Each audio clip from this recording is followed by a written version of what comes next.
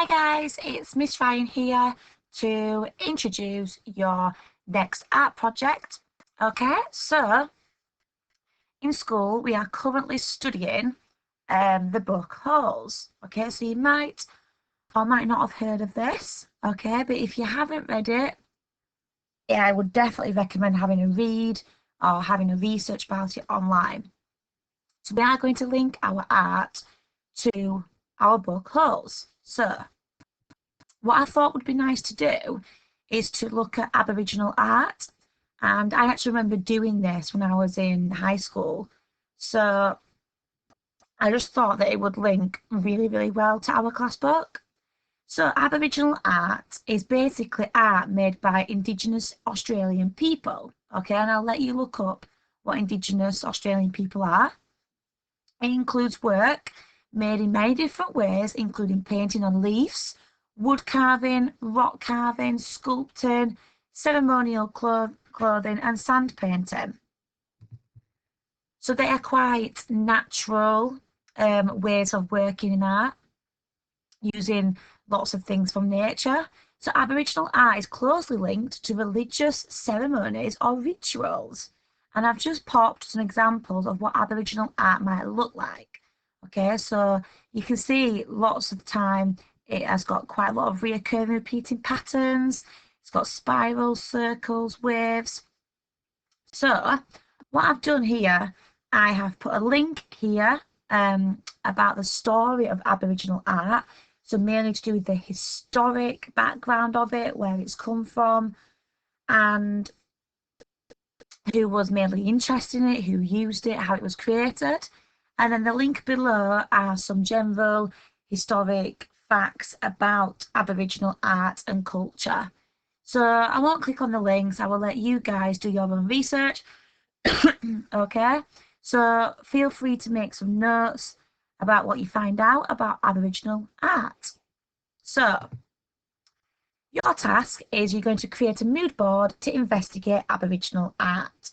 The first task for this week, after researching all about what Aboriginal art is, you're going to recreate a mood board. So on your mood board, okay, so you might just do it on a single page, double page, it's up to you what you've got at home. You will need some information about Aboriginal art. So all the information that you find online or in books or wherever you get it from, I want to know what it is all about. I also want you to include pictures of Aboriginal art. Okay, so on the next slide, I'll show you in a minute. I have just copied some pictures from the internet. Okay, obviously you guys can feel free to use your own and you can stick them down, and what you can do is do a little bit of book talk on these. So what you like about them, what patterns are used, what colours are used. Okay, basically this below here.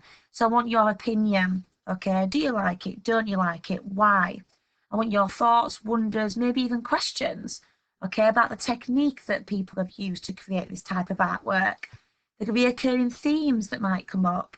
Okay, I know a lot of the time they tend to use Australian animals, for example, like kangaroos and lizards in their work. And then, importantly as well, the colour that they use. Then what you can also do is you can recreate your own patterns.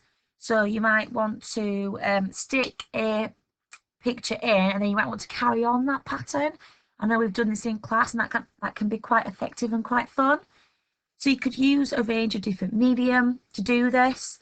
So what I mean by this is that you can use sketching pencils and just stick to tone and effect, or you can use colour pencils, you can use paints, you can use pastels, you can use whatever you guys have at home to bring it to life. And finally, you can make up your own design, so you can have fun playing around with creating your own circular patterns, wavy patterns, dotted patterns, whatever you feel you want to have a play around with. The important thing is to explore and be creative. Okay, it's all about just having a go. So what I've done, and this will be on the website for you to download. Once you've watched this video, you can head over there and you can download these examples and you can print them off and you can use them on your own mood board, or if you don't have access to a printer, you can just simply copy some into your book on your piece of paper. And of course, you can use your own designs and patterns, okay? So really, really take a close look and study what type of patterns and effects and colours they've used. So I can see straight away it's quite a lot of browns and reds, okay, maybe to reflect what Australia is like, okay? So just have a good go at unpicking what you like about these different patterns, okay? So this task is going to really help you next week when we come on to designing and making your own lizards. So I've just put an example of 4 on here, but what we're going to do, because lizards obviously links to our class book holes, is we're going to map out and design our own lizard. And we're also going to think about the background and colours that we're going to use.